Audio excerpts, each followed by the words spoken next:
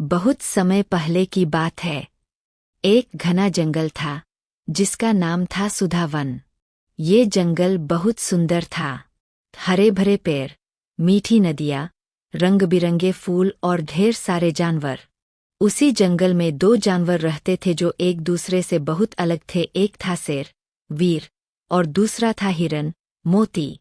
वीर जंगल का राजा था, शक्तिशाली, गर्वीला और अकेला। सब जानवर उससे डरते थे। उसकी दहाड़ से पूरा जंगल कांपता था। वही मोती एक भोला भाला, मासूम हिरन था जो अपनी माँ और दो छोटे भाइयों के साथ जंगल के किनारे एक झाड़ी में रहता था।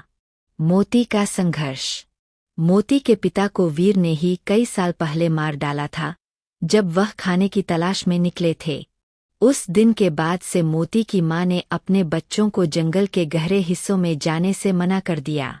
वह हमेशा कहती, बेटा, ये जंगल सुंदर जरूर है, पर हर कोने में खतरा छुपा है, खासकर उस शेर से बचकर रहना। मोती समझदार था। वह छोटी छोटी घास चरकर और फलों से पेट भरकर अपनी माँ और भाइयों की देखभाल करता था। लेकिन हर दिन खाना ढूंढना मुश्किल होता जा रहा था। वीर का अकेलापन। वीर बाहर से भले ही ताकतवर और क्रूर दिखता था, लेकिन उसके दिल में भी अकेलापन था। जब वह छोटा था तब उसके पूरे परिवार को शिकारियों ने मार दिया था। वह अकेला बचा और जंगल में सबसे ताकतवर जानवर बन गया, लेकिन किसी के पास बैठकर दिल की बात कहने वाला कोई न था। वह रोज शिकार करता, दहाड़ता, पर फिर एक पेड़ के नीचे अकेले बैठ जाता। उसे लगता कि शायद उसकी जिंदगी में कुछ कमी है, पर वह उसे समझ नहीं पाता था। पहली मुलाकात। एक दिन मोती अपने भाइयों के लिए फल ढूंढते हुए गहरे जंगल में आ गया। वह इतना व्यस्त था कि उसे एहसास ही नहीं हुआ कि वह वीर की गुफा के पास आ गया है।